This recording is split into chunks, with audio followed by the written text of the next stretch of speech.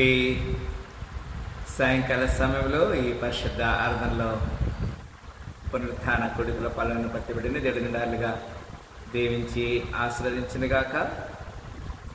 ఈ ఉదయకాల సమయంలో ఉదయకాల ఆరాధనలో కొన్ని మాటలు మనము ఎఫెసీయులకు రాసిన పత్రిక 4వ అధ్యాయము 24వ వచనం నుంచి కొన్ని మాటలు మనం ధ్యానం చేసి ఉన్నాము. ప్రియులారా, నీతియు యథార్థమైన భక్తియు గలవారై దేవుని పోలికగా సృష్టించబడిన నవీన స్వభావమును ధరించుకొనవలెను.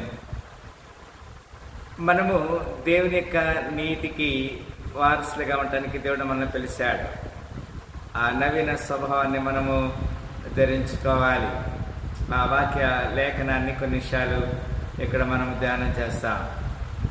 ఆదికాండము 1వ అధ్యాయము 26వ వచనంలో ఈ విధంగా వ్రాయబడినది. ప్రియులారా, ఆదికాండము 1వ అధ్యాయము 26వ వచనంలో మనం చూసినట్లయితే, దేవుడు మన స్వరూపమందు మన పోలిక చొప్పున నరులను చేయదము. వారు సముద్రపు చేపలను, ఆకాశ పక్షులను, పశువులను, సమస్త భూమి మీద ప్రాకు ప్రతి జంతువును ఏలుదురుగాక అనేను. Like Jesus, we just can live like Jesus. 2 Corinthians 3:18.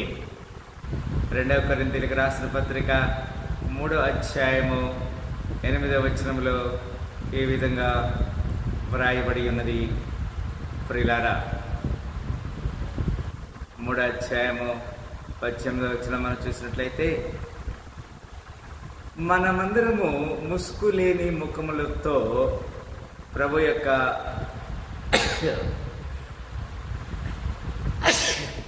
మహిమను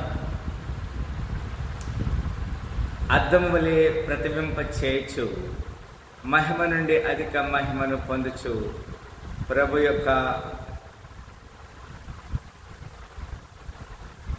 ఆత్మ చేత ఆ పోలికగానే మార్చబడుచున్నామంటున్నాడు.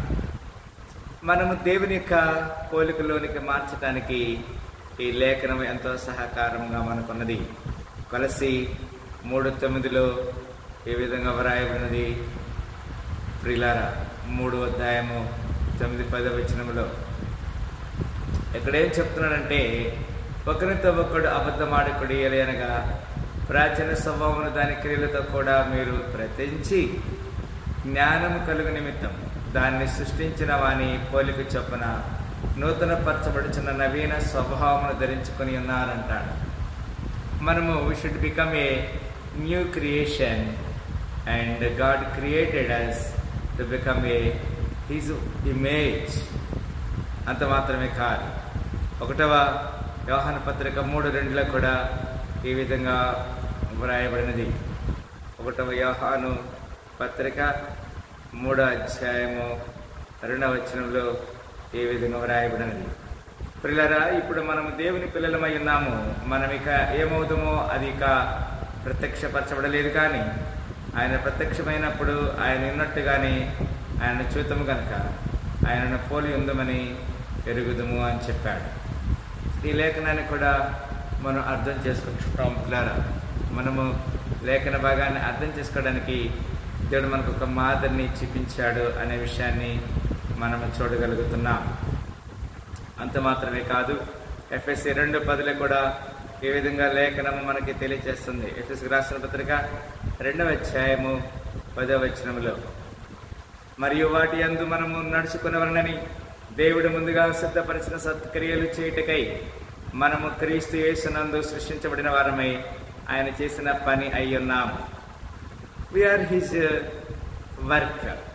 ఆయన యొక్క పనిగా గలతీ 6:15లో కూడా ఏ విధంగా వ్రాయబడింది. గలతీ రాసిన పత్రిక 6వ అధ్యాయము 15వ వచనములో ఈ విధముగా వ్రాయబడినది. ప్రియులారా, క్రొత్త సృష్టి పొందుటే గాని సున్నతి పొందుట యందు ఏమీ లేదు, పొందకపోవట యందు ఏమీ లేదు. We must become new creation.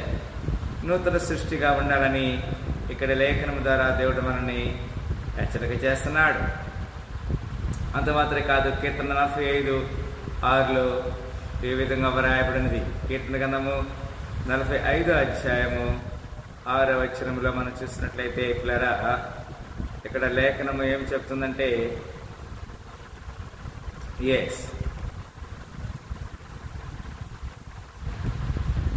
దేవా, నీ సింహాసనము నిరంతరం నిలిచును, నీ రాజదండము న్యాయమైన దండము అని చెప్తున్నాడు. ఆయన సింహాసనం గురించి మనం ఎల్లప్పుడూ కూడా సిద్ధపడేవారిగా ఉండాలని లేఖనం ద్వారా దేవుడు మనం హెచ్చరిక చేస్తున్నాడు.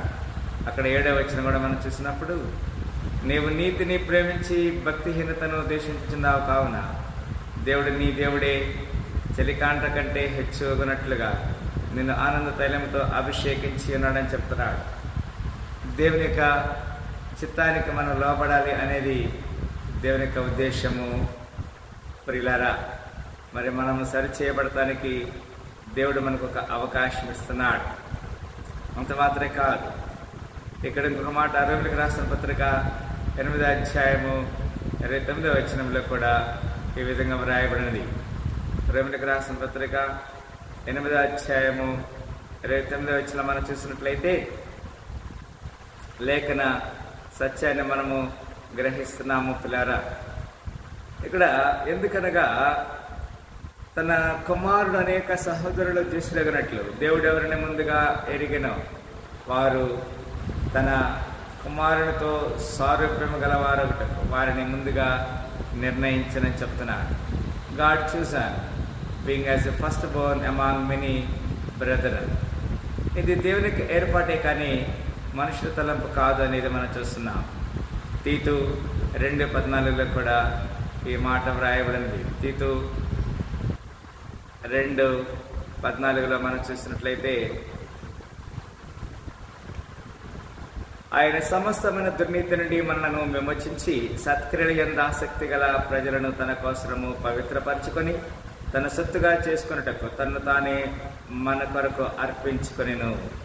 He make us a peculiar people, jealousy of good works.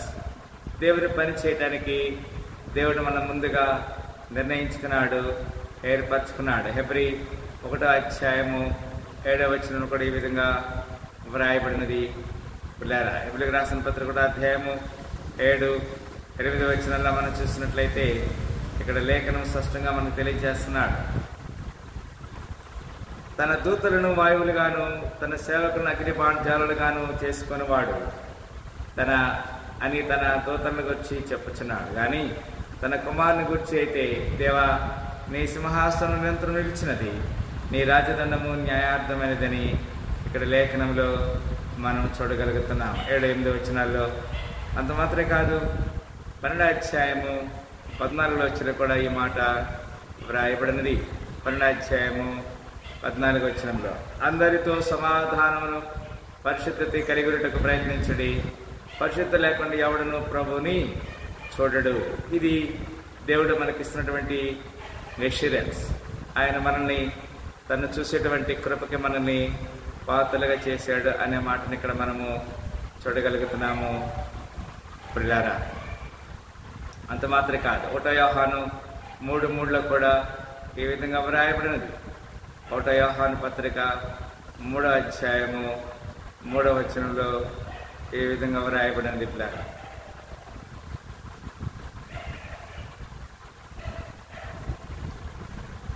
ఆయన యందు ఈ నిరీక్షణ పెట్టుకొనిన ప్రతివాడును ఆయన పవిత్రుడైనట్లుగా తన పవిత్రునిగా చేసుకొనును అంటాడు. మనము దేవునికి పరిశుద్ధులుగా పవిత్రులుగా ఉండాలనేది దేవుని కోరికగా మనము చూడగలుగుతున్నాం. అంత మాత్రమే కాదు, యోహాను 17:17లో కూడా ఈ విధంగా వ్రాయబడింది. యోహాను సువార్త 17వ అధ్యాయము 17వ వచనంలో కూడా ఈ విధంగా వ్రాయబడినది. ఇక్కడ మాటని మనం చూసినట్లయితే, సత్యమందు వారిని ప్రతిష్ఠ చేయము, నీ వాక్యమే సత్యమని ఇక్కడ లేఖనం ద్వారా దేవుడు మనల్ని హెచ్చరిక చేస్తున్నాడు. ఆదికాండము 5వ అధ్యాయము 1వ వచనంలో దేవుడి వాక్యాన్ని మనకి హెచ్చరిక చేస్తున్నాడు. ఆదికాండము 5వ అధ్యాయము 1వ వచనంలో మనం ఈ మాట మనం చూసినట్లయితే,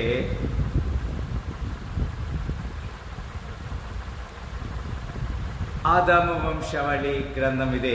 దేవుడు ఆదామును సృజించిన దినమున దేవుని పోలికగా అతన్ని చేశాడు. He is like in the likeness of God made him. ఆయన దేవుని స్వరూపంలో అతన్ని సృజించాడు అనే మాట ఇక్కడ మనం చూస్తున్నాం. సామెతలు 31:25 ఈ మాట వ్రాయబడింది. సామెతలు 31:25 వచనంలో ఈ మాట మనం చూడగలుగుతున్నాము. ప్రియులారా,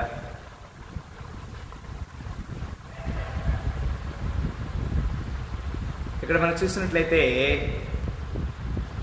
బలమును ఘనతయు ఆమెకు వస్త్రములు, ఆమె రాబో కాలం విషయమై నిర్భయముగా ఉండను. దేవుడు మనకి జ్ఞానము కలిగి తన నోరు తెరచును, కృపగల ఉపదేశం ఆమె బోధించును. ఒక స్త్రీ గురించి దేవుడి యొక్క జ్ఞాన విషయమైన సత్యాన్ని దేవుడికి మనం తెలియజేస్తాడు. యెషయా 45:8 కూడా ఈ మాట దేవుడు హెచ్చరిక చేస్తున్నాడు.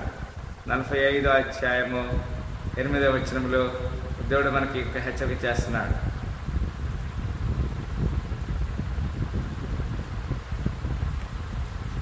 ఆకాశ మండలము నీతిని కురిపించినట్లు అంతరిక్ష వర్షమును వర్షించము.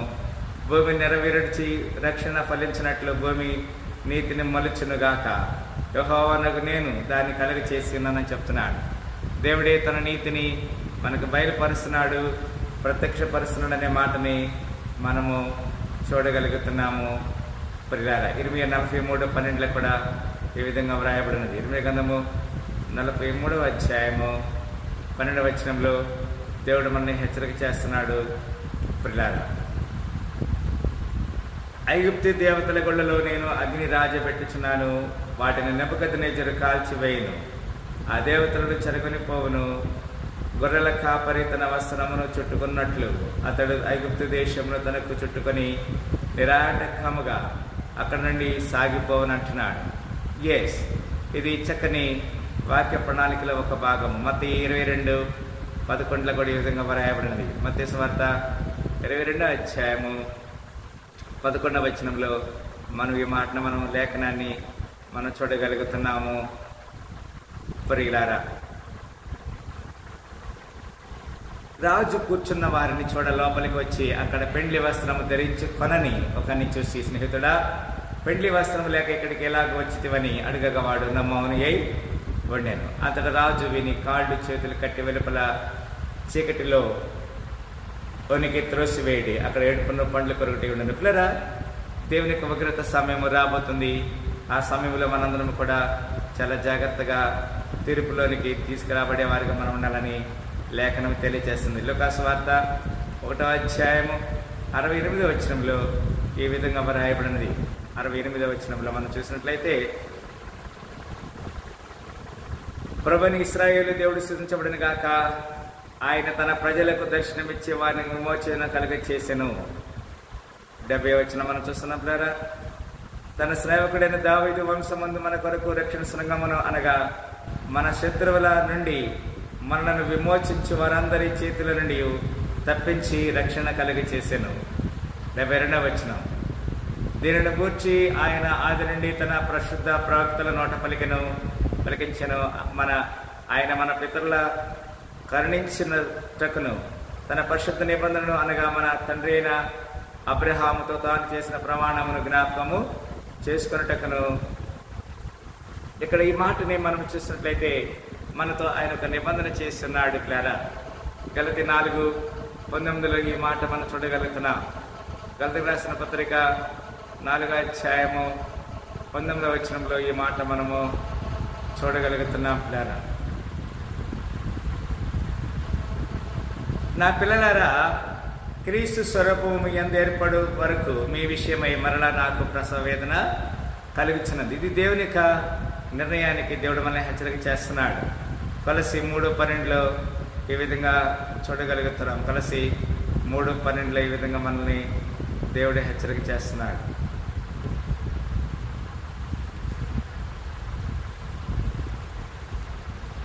కాగా దేవుని చేత ఏర్పరచబడిన వారును పరిశుద్ధులను ప్రియులైన వారికి తగినట్లు మీరు జాలి గల మనసును, దయాళత్వమును, వినయమును, సాత్వికము, దీర్ఘశాంతము ధరించుకోండి అంటున్నాడు. కదా, మనము దేవుని చిత్తానికి లోబడినప్పుడు వీటన్నిటిని మనం కలిగి ఉండాలి. హెబ్రీ 12:10 కూడా ఈ మాట హెచ్చరిక చేస్తున్నాడు. 12వ అధ్యాయము